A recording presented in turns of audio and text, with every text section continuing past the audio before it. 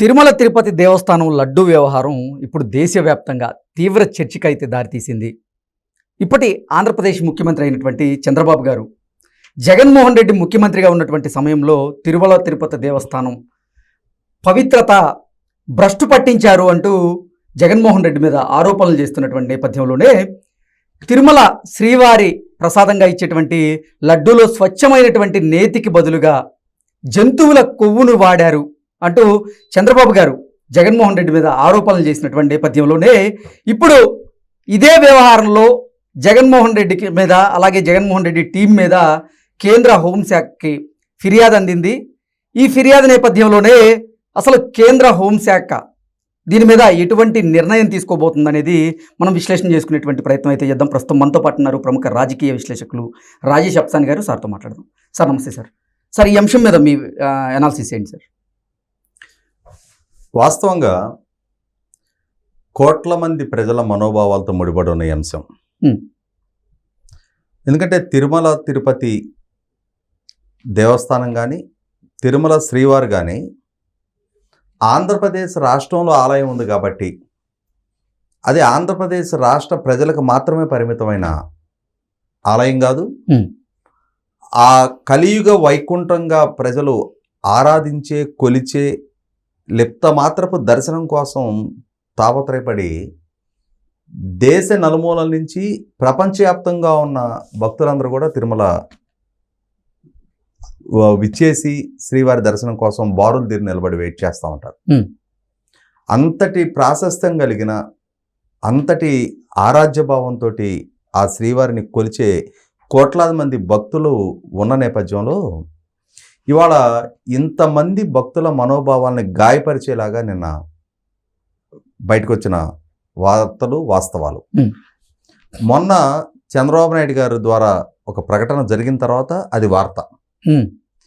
కానీ నిన్న చంద్రబాబు నాయుడు గారు దేన్నైతే ప్రకటించారో దాన్ని ధృవీకరిస్తూ ల్యాబ్ రిపోర్ట్ బయటకు వచ్చేటప్పటికి అది వాస్తవం. దేశం విస్తుపోతుంది. ఇవాళ నిన్నటి నుంచి జాతీయ మీడియాలో కూడా ఇదే చర్చ. కానీ వైసీపీ పార్టీ అదే బొంకులు, అంటే ప్రభుత్వం చెయ్యని తప్పుల్ని చేశారని చెప్పని చిత్రీకరిస్తూ వస్తారు. వాళ్ళ ద్వారా జరిగిన తప్పుల్ని జరగలేదని చెప్పని ప్రచారం చేసే ప్రయత్నం చేస్తారు. అదే పిడివాదం, మా వల్ల ఏం తప్పు జరగలేదు, ఆ ల్యాబ్ రిపోర్ట్ వచ్చిన డేట్ చూడండి, ఈ ప్రభుత్వ హయాంలో ల్యాబ్ రిపోర్ట్ వచ్చింది. ఎస్, ఈ ప్రభుత్వ హయాంలోనే ల్యాబ్ రిపోర్ట్ వచ్చింది, ఈ ప్రభుత్వం దాన్ని నిర్ధారించింది. కానీ ఆ సప్లయర్ ఎవరు, ఆ సప్లయర్ని ఎంపిక చేసింది ఎవరు, సంవత్సరాల తరబడి ఆ సప్లయర్ని కొనసాగించింది ఎవరు? అసలు దశాబ్దాల పాటు తిరుమల శ్రీవారికి నెయ్యి సప్లై చేసిన కర్ణాటక మిల్క్ ఫెడరేషన్ మార్చే నిర్ణయం తీసుకుంది ఎవరు? ఎందుకు మార్చారు? దాన్ని ఏ విధంగా సమర్థించుకుంటారు మీరు? అసలు రేట్లు బార్గెయిన్ చేయమని మీకు ఎవరు చెప్పారు? శ్రీవారికి సప్లై చేసే నెయ్యి ఒక అత్యున్నత నాణ్యతతో కూడుకున్న నెయ్యి సప్లై చేయాలి. ప్రసాదాలు కానీ శ్రీవారికి నివేదించే నైవేద్యాలు కూడా ఆ నెయ్యితోటే తయారు చేయబడతాయి. అటువంటిప్పుడు అక్కడ క్వాలిటీ విషయంలో కాంప్రమైజ్ కమ్మని మీకు ఎవరు చెప్పారు? మిమ్మల్ని శ్రీవారికి డబ్బు పొదుపు చేయమని చెప్పని ఎవరన్నా మీ మీద బాధ్యత పెట్టారా? మీరు ఎప్పుడైతే రేట్ విషయంలో నువ్వు కాంప్రమైజ్ అవుతున్నావో డెఫినెట్గా క్వాలిటీ విషయంలో కూడా కాంప్రమైజ్ అవ్వాల్సి వస్తుంది. మనకి గ్రామాల్లో ఒక సామెత ఉంది, ఓలి తక్కువ అని చెప్పని గుడ్డిదాన్ని చేసుకుంటే కొండలన్నీ బగలగొట్టింది అని. ఎందుకంటే ఇప్పుడు కొన్ని కులాల్లో కట్నాలు అన్ని కులాల్లో లేవు. కొన్ని కులాల్లో ఏంటంటే పెళ్లి చేసుకునే ఆడపిల్లకి పెళ్లి చేసుకునే వరుడు వాళ్ళు ఓలి అని ఇస్తారు. ఆ ఓలి ఇచ్చేటప్పుడు ఓలి తక్కువ అని చెప్పని ఒక గుడ్డామని చేసుకున్నారు, ఆమెకి తక్కువలో వస్తుందిలే అని చెప్పని. ఆ రోజుల్లో వంట పాత్రలన్నీ మట్టి కొండలే కదా, ఆమె కనిపించదు పాపం. దాంతో ఆ కనిపించని పరిస్థితుల్లో మిస్హ్యాండిల్ అవుతాయి, ఆ ఇంట్లో ఉన్న కొండలన్నీ పగిలిపోయినాయి. అప్పుడు ఆ పెద్దలకు తట్టింది, అరే మనం ఓలి తక్కువలో వస్తుంది కదా అని చెప్పని ఏమని చేసుకుంటే వాళ్ళ ఇంట్లో కొండలన్నీ పగిలిపోయినాయి, ఇప్పుడు భోజనం ఎందులో వండుకోవాలి, ఎందులో తినాలి అని చెప్పని.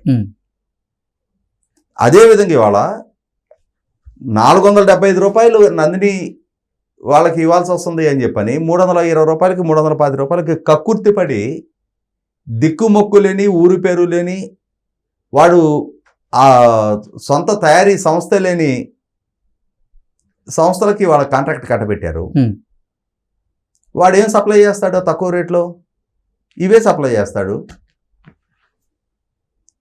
75 రూపాయల మీద మిగిలిచ్చింది ఏంటి? ఇవాళ ఆ 75 రూపాయలు 150 రూపాయలు 150 రూపాయలు కక్కుర్తి చూసుకున్నారు వీళ్ళు.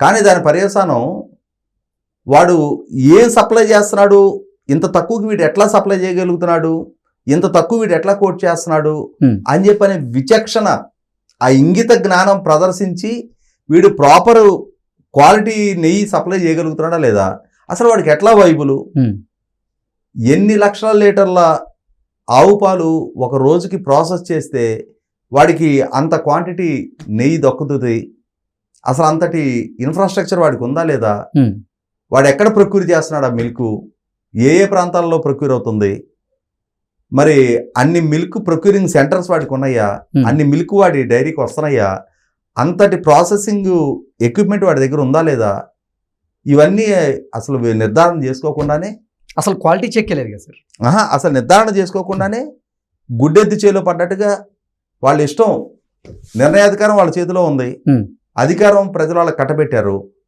నిర్ణయం తీసుకునే స్టేజ్లో మేమున్నాం, మమ్మల్ని అడిగేది ఎవడో అనే అహంకారంతో ఆ నెయ్యి వినియోగిస్తుంది ఏ అవసరం రీత్యా, ఆ అవసరం వెనక ఎన్ని కోట్ల మంది మనోభావాలు ముడిపడి ఉన్నాయి, ఎంత పవిత్రంగా ఆ కార్యక్రమాలు నిర్వహించాలి అనే కనీస మాత్రపు అవగాహన లేని వ్యక్తులు ఆ స్థాయిలో కూర్చొని, ఎందుకు వాళ్ళ ఆచార వ్యవహారాలు వేరు, వాళ్ళకి అసలు ఈ సాంప్రదాయంతో సంబంధ బాంధవ్యాలే లేవు, అటువంటి వాళ్ళని తీసుకొచ్చి ఈ స్థాయిలో కూర్చోబెట్టి జగన్మోహన్ రెడ్డి గారు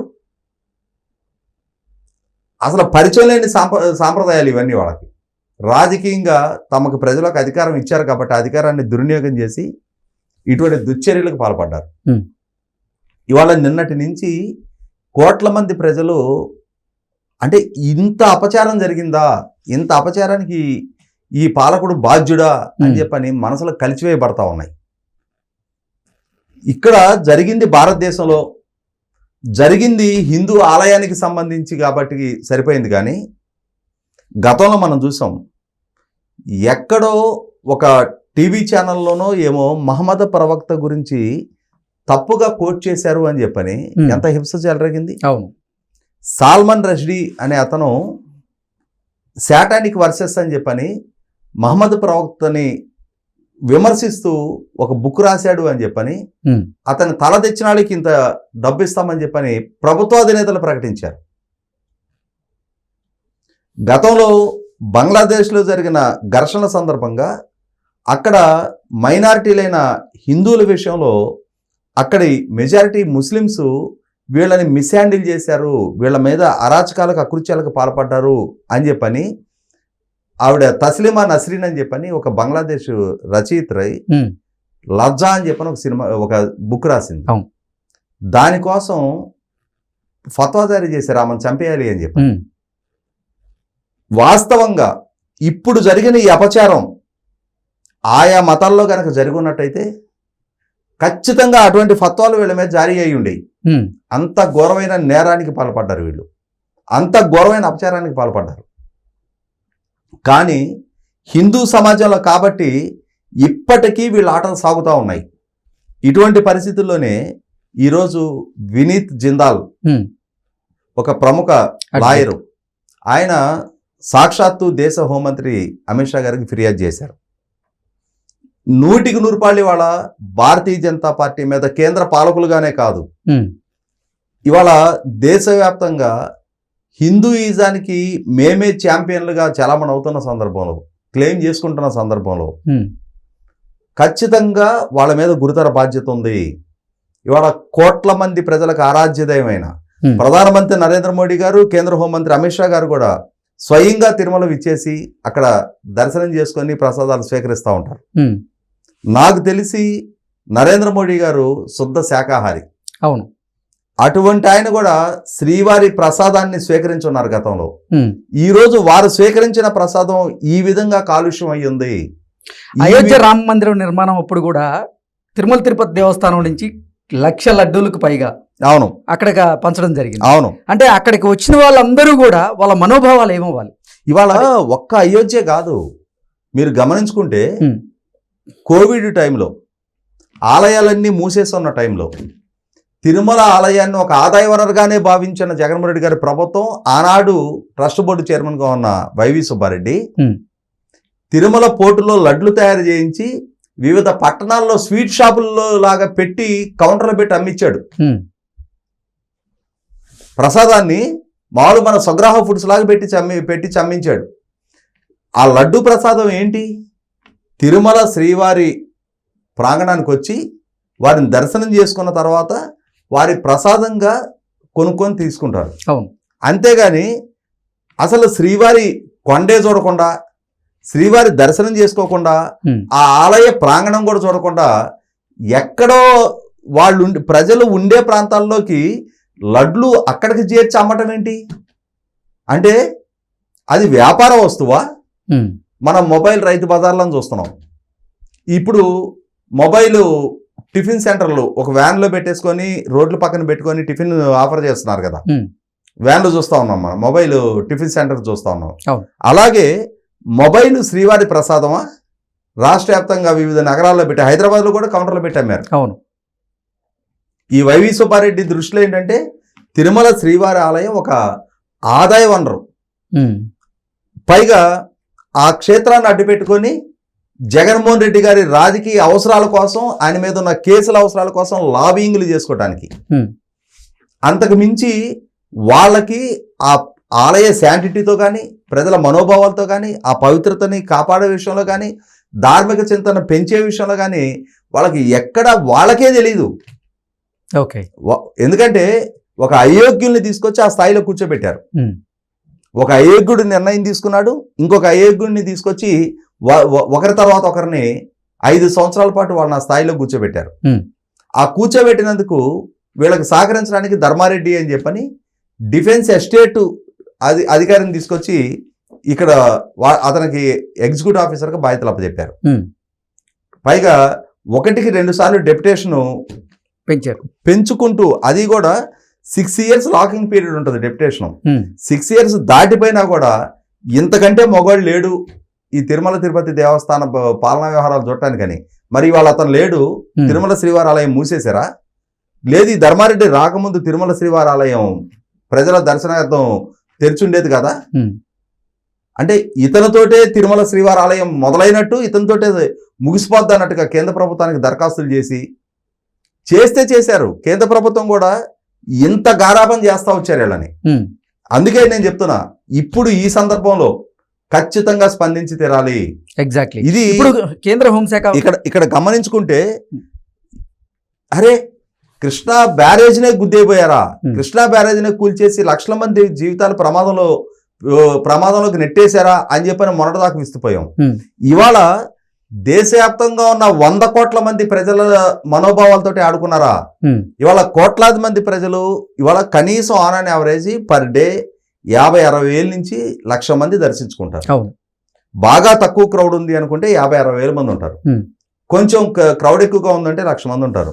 బ్రహ్మోత్సవాలు లాంటి సందర్భంలో దర్శన భాగ్యానికి నోచుకోకుండా కూడా 1,50,000-2 లక్షల మంది కొండ మీదకి వస్తూ ఉంటారు. అంటే సంవత్సరానికి వచ్చేటప్పటికి మినిమం 2 కోట్ల నుంచి 3 కోట్ల మంది దర్శనం చేసుకునే ప్రాంతం ఆలయం. ఒక్క సంవత్సరంలో అంతటి పూజ్యనీయమైన ధార్మిక చింతనతో ఉండాల్సిన, ఆగమ శాస్త్ర నియమాలు పాటించాల్సిన ప్రాంగణంలో ఈ విధంగా కల్తీ, అది కూడా దేంతో కల్తీ అయింది? ఇప్పుడు అసలు దాన్ని ఏ విధంగా సంరక్షణ చేస్తారు? సంవత్సరాల తరబడి స్వామివారికి నివేదించిన అన్నప్రసాదాల్లో కూడా ఇదే వాడారు. డైరెక్ట్ స్వామివారి అంతరాలయంలోకి తీసుకెళ్ళి. అంటే ఇప్పుడు మొత్తం సంరక్షణ చేయాల్సిన పరిస్థితులు సృష్టించారు. ఇంకా పొనవోలు సుధాకర్ రెడ్డి హైకోర్టులో కేసేసా అంట. ఉమ్, వాళ్ళ సోషల్ మీడియా సమర్థించుకునే ప్రయత్నం చేస్తున్నారు. నిన్న జాతీయ మీడియాలో కూడా ప్రభుత్వాన్ని తప్పుపట్టే ప్రయత్నం చేస్తున్నారు. ఇది రాజకీయపరమైన విమర్శగా చిత్రీకరించే ప్రయత్నం చేస్తున్నారు. ఉమ్, ఎట్టి పరిస్థితుల్లో టాలరేట్ చేయడానికి వీల్లేదు. కానీ ఇప్పటికే ఆ స్వామి నుంచి చాలా సంకేతాలు అందినాయి. ధర్మారెడ్డి కొడుకు ఉమ్, పెళ్లి శుభలేఖలు పంచుతా చనిపోయాడు. జగన్మోహన్ రెడ్డి గారిని 151 నుంచి 11కి తీసుకొచ్చారు. ఉమ్, ఇంకా సిగ్గు తెచ్చుకోవట్లా. ఇంకా అదే ఎదురుదాడి చేసే ప్రయత్నం చేస్తూ ఉన్నారు. 100కి 100 పాళ్ళు ఆక్షేపణీయం. ఇవాళ ప్రతి కుటుంబం ఇప్పుడు నా పుట్టెంటుకలు తీశారు, ఉమ్, నా పిల్లల పుట్టెంటుకలు అక్కడే తీయించడం జరిగింది. మేము బహుశా మా నాన్న మా తాత కూడా అక్కడే జరిగి ఉండొచ్చు. ఉమ్, అంటే కోస్తా జిల్లాల్లో ప్రతి కుటుంబం ప్రతి శుభకార్యం నా పెళ్లి పెట్టుకుంటే మొట్టమొదటి కార్డు తిరుమల శ్రీవారి అడ్రస్ రాసి పోస్టులో వేస్తాం. ఉమ్, ఆయనకి పంపించినాకే మేము కార్డులు పంచుకోవడం అనేది ఒక సాంప్రదాయం. ఉమ్, అన్నప్రాసనలు అక్కడే దొరుకుతాయి, పుట్టింటికలు అక్కడే తీస్తారు. పెళ్లి చేసుకున్నాక ముందు వెళ్ళి తిరుమల వెళ్ళి శ్రీవారిని దర్శనం చేసుకున్నాకే మిగిలిన లైఫ్ బిగిన్ అవుద్ది. ఉమ్, అంతటి అవినాభావ సంబంధం ఉండే కోట్ల మంది ప్రజల మనోభావాలని ఎంతో పవిత్రంగా చూసుకునే ప్రాంగణాన్ని ఈ విధంగా వీళ్ళ ఏకపక్ష నిర్ణయాలతోటి వ్యాపార దృక్పథంతో Hmm.